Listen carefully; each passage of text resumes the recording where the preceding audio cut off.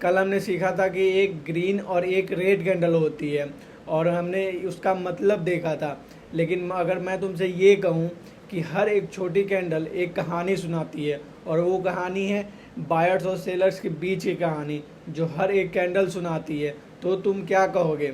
आज का यह वीडियो देखने के बाद जब भी तुम अगर किसी भी कैंडल को देखोगे तो तुम्हें यह पता चलेगा कि मार्केट में उस टाइम फ्रेम में क्या ड्रामा हुआ, कौन जीता, बायर्स जीता या सेलर्स जीता, कौन हारा, बायर्स हारा या सेलर्स हारा।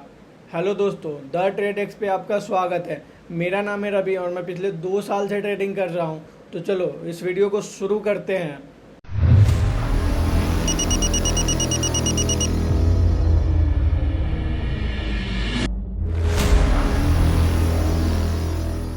कल हमने सीखा था कि किसी भी कैंडल के 2 पार्ट्स होते हैं। पहला पार्ट होता है बॉडी और दूसरा पार्ट होता है विक। ठीक है। और ग्रीन का मतलब होता है बायर से स्ट्रॉन्ग है और रेड का मतलब होता है सेलर से स्ट्रॉन्ग है। ठीक है।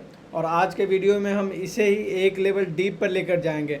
और मैं ये नहीं चाहता कि तुम कैंडल को बस रेड कैंडल समझो और ग्रीन कैंडल समझो।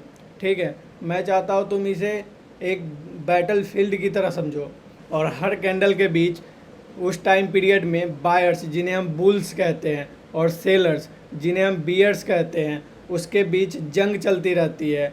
कौन जीतेगा कौन हारेगा, और ये डिपेंड करता है कैंडल के साइज पर। अगर कैंडल ग्रीन है बहुत बड़ा, ठीक है, ग्रीन कैंडल है, तो समझो बायर्स की जीत होती है। और अगर कैंडल रेड है बहुत बड़ा, ठीक है, मान लो एक कैंडल रेड है, बहुत बड़ा रेड कैंडल है, तो समझो सेलर्स की जीत होती है। तो ये डिपेंड करता है कैंडल के साइज पे। ठीक है। और इन दोनों के बीच हमेशा जंग चलती रहती है। कैंडल को बस कैंडल मत समझो कि ये ग्रीन है और ये रेड है। इसके अंदर बहुत स्ट्रॉन्ग सेलर्स है और इसके अंदर बहुत स्ट्रॉन्ग बायर्स हैं। ठीक है। चलो सबसे पहले बॉडी के साइज को डिटेल से समझते हैं। अगर तुम यहाँ देखोगे तो बॉडी के 3 साइज दिख रहा होगा। ठीक है। एक है लार्ज बॉडी और दूसरा है मीडियम बॉडी और तीसरा है स्मॉल बॉडी। तो एक एक कर के ये तीनों का साइज को समझते हैं। लार्ज बॉडी का मतलब क्या होता है? लार्ज बॉडी का मतलब ये होता है अगर किसी भी साइड, ठीक है, या तो बायर्स के साइड हो या तो वो सेलर्स के साइड हो। अगर ग्रीन कैंडल है तो समझो बायर्स से स्ट्रॉन्ग है, ठीक है, और अगर रेड कैंडल है तो समझो सेलर से स्ट्रॉन्ग है। किसी एक साइड मार्केट को फुल डोमिनेट करता है। अगर ग्रीन कैंडल है और बॉडी बहुत बड़ा है तो समझो बायर्स इसको शुरू से एंड तक कंट्रोल नहीं खोता। इसमें बायर्स का कंट्रोल ज़्यादा होता है और शुरू से एंड तक वो अपना कंट्रोल नहीं खोता, और यह एक स्ट्रॉन्ग सिग्नल होता है। ठीक है। और वही सेम चीज़ रेड कैंडल के साथ होता है। अगर रेड कैंडल है तो सेलर्स का डोमिनेंट ज़्यादा होगा और सेलर्स शुरू से एंड तक अपना कंट्रोल नहीं खोएगा। ठीक है। और अब मीडियम कैंडल भी भाई, अगर ग्रीन कैंडल है तो बायर्स और अगर रेड कैंडल है तो सेलर्स। लेकिन इसमें एक चीज़ होती है, जितना मूव ग्रीन बायर्स देता है और उतना ही मूव सेलर्स भी करता है। अगर बायर्स ऊपर के साइड पुश करता है तो सेलर्स नीचे के साइड पुश करता है। ठीक है। इसमें बस यही डिफरेंस है। सबसे इंटरेस्टिंग चीज़ है स्मॉल बॉडी। इसमें पता ही नहीं चलेगा कि बायर से स्ट्रॉन्ग है या सेलर से स्ट्रॉन्ग है, क्योंकि ये दोनों आपस में एक दूसरे से फाइट करते रहते हैं। अगर ग्रीन कैंडल ऊपर गया, फिर नीचे आया, फिर वीक लगा के डोजी बना दिया। रेड कैंडल नीचे गया, फिर बीच में आया, फिर इसको वीक लगा के डोजी बना दिया। तो इसमें बहुत ज़्यादा कन्फ्यूजन होता है और शायद यही इंटरेस्टिंग चीज़ है ट्रेडर्स को समझने के लिए। ठीक है। ये दोनों तो फिर भी इजी होता है, बट ये स्मॉल कैंडल जब बनता है ना मार्केट में, तो बहुत ही ज़्यादा कन्फ्यूजिंग होता है और माइंड में बहुत ही कन्फ्यूजन क्रिएट करता है। तो इसको समझना सबसे ज़रूरी है। ठीक है। जिसमें अगर तुम देखोगे तो वीक भी है, दोनों कैंडल में वीक होता है, लेकिन अगर बायर से स्ट्रॉन्ग है, लार्ज बॉडी है, तो इसमें वीक ना के बराबर होता है और या बहुत ही कम देखने को मिलता है। ठीक है।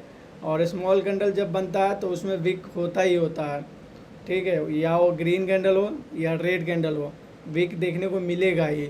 और सबसे इंटरेस्टिंग पार्ट विक, जिसको हमने कल हल्का सा टच किया था और आज उसको पूरी तरह समझते हैं। देखो, विक यह बताता है कि प्राइस एक टाइम पीरियड में, वो टाइम पीरियड कोई भी हो सकता है, उस टाइम पीरियड में प्राइस कहाँ से कहाँ तक गया, ठीक है, और वहाँ टिक नहीं पाया और फिर नीचे आ गया, ठीक है। विक ये बताता है। इसमें दो विक होता है, ठीक है। एक होता है लॉन्ग अपर विक, ठीक है, जो कि ये वाली होती है, ठीक है, जिसमें एक बड़ा सा लॉन्ग विक होता है अपर साइड, ठीक है, और दूसरी होती है लोअर लॉन्ग विक, ठीक है, ये वाली, ठीक है। ठीक है, तो इन दोनों विक को समझते हैं कि यह आखिर ये क्या बताता है।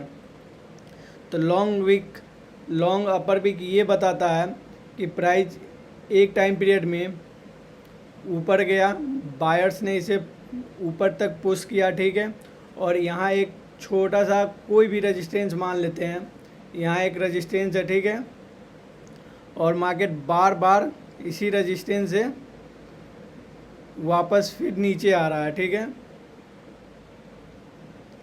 वापस से ये नीचे आ रहा है। क्यों? क्योंकि यहाँ ऊपर रेजिस्टेंस के पास सेलर्स स्ट्रॉन्ग होता है, ठीक है, इसीलिए बार बार प्राइस बायर्स पुश करता है और सेलर्स यहाँ पे होता है, फिर ये इसे नीचे कर देता है, ठीक है।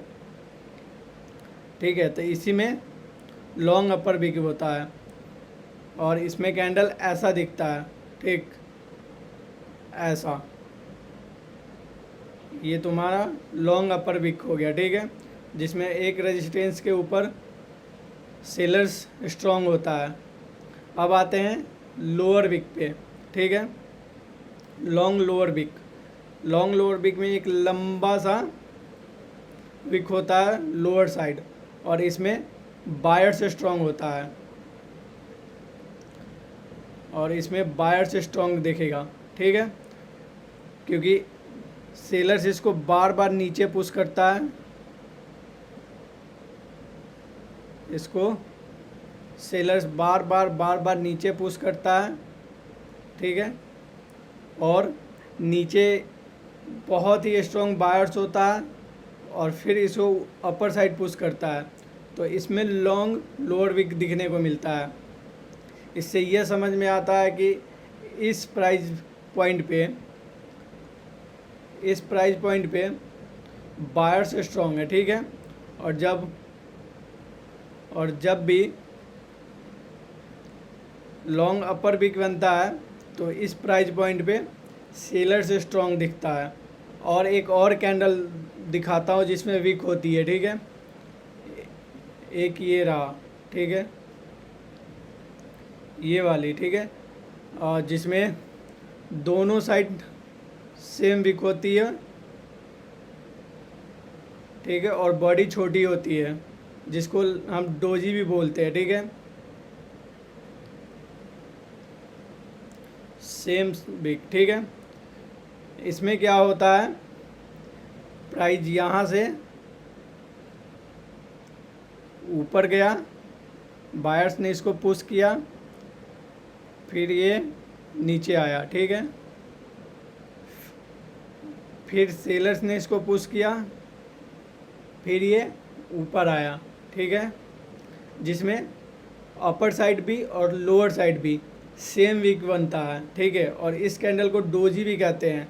इसमें ये होता है कि जितना बायर्स इसको ऊपर लेकर जाता है, ठीक है, और सेलर्स उतना ही उसको नीचे लेकर आता है, मतलब दोनों एक दूसरे को दबाते हैं, समझो तो, मतलब वो उधर से पुश करता है और ये इधर से पुश करता है, ठीक है, और कहीं ना कहीं बाद में जाकर वो सेम प्राइस पे क्लोज हो जाता है कैंडल, ठीक है, ये अपने प्राइस पे आके क्लोज हो जाता है, जिसमें सेम विक बनता है। तो एक ये भी विक होता है, ठीक है।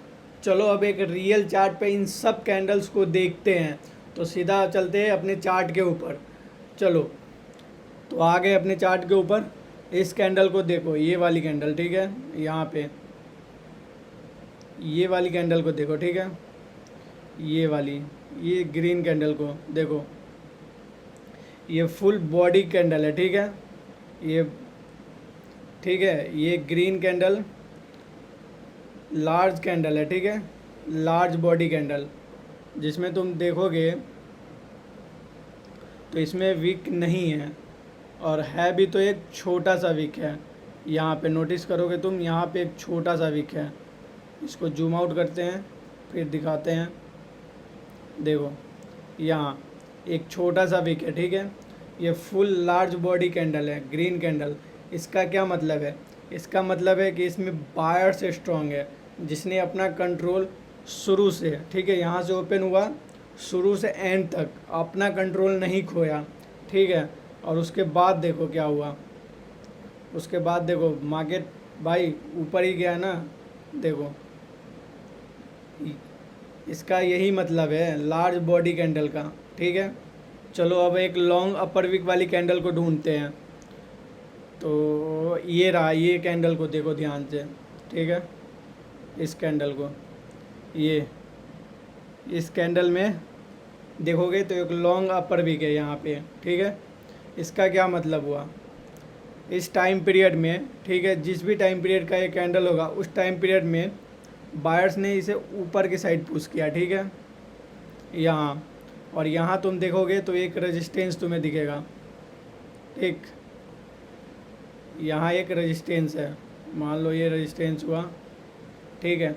और इस रेजिस्टेंस से यहाँ पे स्ट्रॉन्ग सेलर्स बैठा हुआ है, और इस रेजिस्टेंस के पास सेलर्स ने फिर से इसे नीचे के साइड पुश किया, इसलिए यहाँ एक लॉन्ग अपर विक लगा है, ठीक है। और यहाँ रेजिस्टेंस भी है और यहाँ स्ट्रॉन्ग सेलर्स भी है, तो ये वाली लॉन्ग अपर विक की कैंडल है। अब तीसरा कैंडल था लॉन्ग लोअर विक, तो उस कैंडल को भी देखते हैं, उस कैंडल को ढूंढते हैं, वो कैंडल किधर है। चलो एक लॉन्ग लोअर विक, यहाँ देखो मिल गया यहाँ, ठीक है। ये वाली रेड कैंडल को ध्यान से देखो, ठीक, ये वाली रेड कैंडल, यहाँ पे लॉन्ग लोअर विक है ना, और यहाँ तुम देखोगे तो यहाँ रेजिस्टेंस भी है, ठीक है, वो सॉरी सपोर्ट भी है, यहाँ इस पॉइंट पे यहाँ सपोर्ट है, ठीक है। और ये लॉन्ग लोअर विक है। इसका क्या मतलब हुआ? इस कैंडल से क्या समझ में आया तुम्हें? मुझे बताओ, इस कैंडल से क्या समझते हो तुम? इस कैंडल से हमें ये समझ में आया कि इसमें लॉन्ग लोअर विक इसलिए लगा है क्योंकि यहाँ एक सपोर्ट है, और सपोर्ट के पास कौन बैठा है? सपोर्ट के पास बायर्स बैठा है, ठीक है। इसीलिए यहाँ क्या किया मार्केट ने, यहाँ से सेलर्स ने इसे नीचे के साइड पुश किया, फिर यहाँ स्ट्रॉन्ग बायर्स बैठा है और बायर्स ने इसे फिर ऊपर की साइड ले गया, ठीक है। इसीलिए यहाँ लॉन्ग लोअर विक लगा है। और उसके बाद तुम देखोगे तो ये कैंडल ऊपर की साइड देखो कितना बड़ा कैंडल बना है, ठीक है, क्योंकि यहाँ पे बायर से स्ट्रॉन्ग था। तो ये भी समझ में आ गया। और तीसरा कैंडल था, कौन सा कैंडल बताओ कमेंट में मुझे, कौन सा कैंडल? तीसरा कैंडल था सेम अपर विक और सेम लोअर विक। तो उसका भी एक कैंडल ढूंढते और समझते हैं कि क्या कैसा दिखता है और क्या होता है। तो तुम यहीं देखोगे तो यहीं पे वो कैंडल है। अगर तुम इस कैंडल को देखो, यहाँ देखो ये वाली कैंडल, ठीक है, जिसमें सेम अपर विक भी है और सेम लोअर विक भी है, और बॉडी देखो छोटा एकदम है, ठीक है, एकदम छोटा बॉडी है। अगर तुम ध्यान से देखोगे तो तुम्हें दिखेगा एकदम छोटा बॉडी है ये बीच में, ठीक है। सेम इधर भी विक है, सेम इधर भी विक है, मतलब जितना बड़ा विक ऊपर साइड है, जितना बड़ा विक नीचे साइड है, ठीक है। इसका क्या मतलब हुआ कि मतलब जितना इसको बायर्स ऊपर लेकर गया है, ठीक है, उतना सेलर्स इसको नीचे लेकर आ गया, ठीक है। और जितना इसको सेलर्स नीचे लेकर गया है, बायर्स उसको उतना ऊपर लेकर आ गया, ठीक है। मतलब जहाँ पे ये ओपन हुआ वहीं के आसपास लगभग ये क्लोज हुआ। तो ये इनडिसीजन कैंडल है, ठीक है, मार्केट में इनडिसीजन कैंडल है। और इस कैंडल के बाद मार्केट कंफ्यूजिंग होता है। तो तुम इस कैंडल के बाद तुम देख भी सकते हो, ये पूरा एरिया कंफ्यूजिंग था, ठीक है, जिसको हम बोलते हैं रेंज, ठीक है। या कंसोलिडेशन, ठीक है। यहाँ से यहाँ तक देखोगे इतना देर मार्केट कन्फ्यूजन में ही था, तो यहाँ ट्रेड करना मुश्किल हो जाता है। जब दोनों साइड वीक लगता है ना, तो वहाँ मार्केट कन्फ्यूजिंग हो जाता है और ट्रेड करना मुश्किल हो जाता है। तो यही था कैंडल के सारे वीक बॉडी साइज, ठीक है, और लोअर वीक अपर वीक जो भी था यही था। तो इन सबको समझ में आ गया ना, तो तुम मुझे अब एक चीज़ बताओ, ठीक है। ये सब मैंने बायर्स के साथ देखा है, ठीक है। तो तुम मुझे बताओ, मैं तुम्हें एक कैंडल दिखाता हूँ और मुझे बताना फिर उस कैंडल का क्या मतलब हुआ। अगर तुम, किधर है कैंडल, मिल जा मिल जा मिल जा, चलो यहाँ है, ठीक है, ये वाली कैंडल। तो मुझे यहाँ बताओ इस रेड कैंडल पे या इस रेड कैंडल पे इस कैंडल का क्या मतलब है, ठीक है। जल्दी से सोचो इस कैंडल का क्या मतलब है। सोच लिया? तो तुम सही सोच रहे हो, ठीक है। यहाँ पे सेलर से स्ट्रॉन्ग है, ठीक है। ये रेड कैंडल है, अपर वीक लगा, यहाँ सेलर से स्ट्रॉन्ग है और इसीलिए मार्केट यहाँ से नीचे आया, ठीक है। तो आज जो सीखा उसे समराइज करते हैं। हर एक कैंडल की अपनी एक कहानी होती है, बायर्स और सेलर्स के बीच की।